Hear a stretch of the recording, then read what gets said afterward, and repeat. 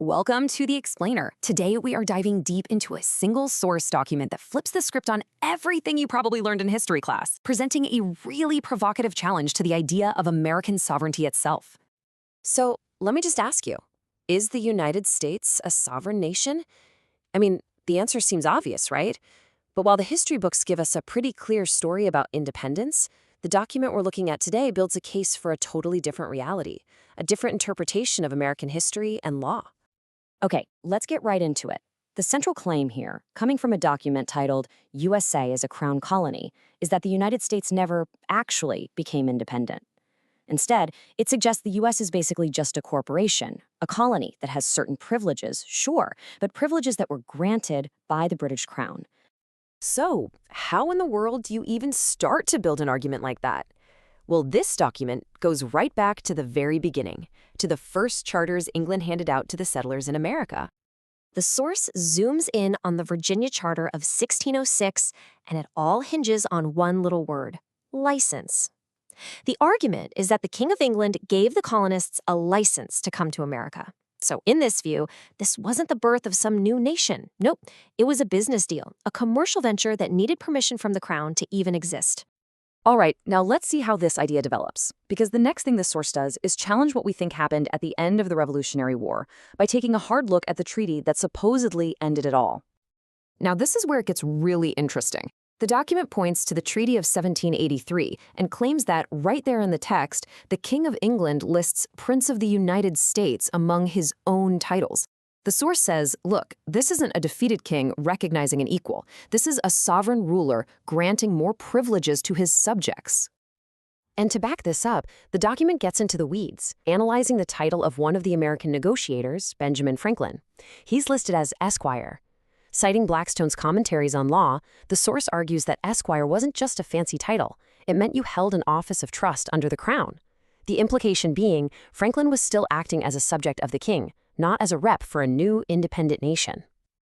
Okay, now the narrative jumps way forward in time, all the way to the Civil War, and the author completely reframes this conflict. It's not a domestic squabble, it's a conquest, at least according to this document's reading of international law. So, using this specific legal definition, the source argues that when the North defeated the South, the original power of the Constitution, the power that came from the people, was just gone. It was dissolved. And in its place, sovereignty was transferred from the people to the victorious conquering state, a fundamental change in how the government worked. As proof of this massive shift, the source brings in President Andrew Johnson's really intense veto of the Reconstruction Act. His words are used to paint this picture of a military occupation, a despotism forced onto the southern states that, according to the source, became the new normal for the whole country. And to really drive this point home, the source points out that a bunch of southern states flat out rejected the 14th Amendment at first. The document argues that they only ended up ratifying it because they were under military occupation, making it, from this perspective, a totally illegitimate change to the law of the land. Okay, so we've covered law, we've covered history. Now the argument shifts to symbolism.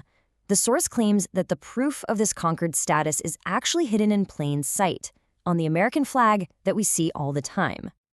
You see, the document makes this really critical distinction. It says there are two U.S. flags. You've got the official civil flag, the one described in the U.S. Code, but then you have another one, same design, but with a yellow fringe around it. The source claims that fringe isn't just for decoration. It signifies a state of war and military jurisdiction. And why does that matter? Well, citing a legal idea called the law of the flag, the source argues that when you see that military flag with a yellow fringe hanging in a courtroom, it's a signal. It means the court isn't operating under the Constitution, but under military or admiralty law, what it calls the law of the conqueror.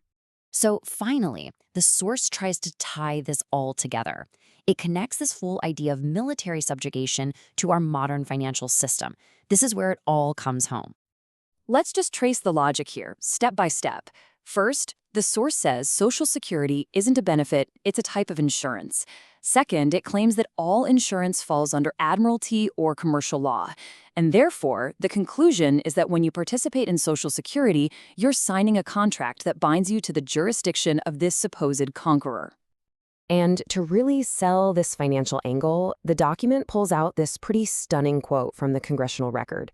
It uses Representative Traficant's own words to argue that the U.S. government was basically dissolved back in 1933 with the Emergency Banking Act, and that it's been operated in bankruptcy ever since. And the final conclusion of all of this, well, it's stark.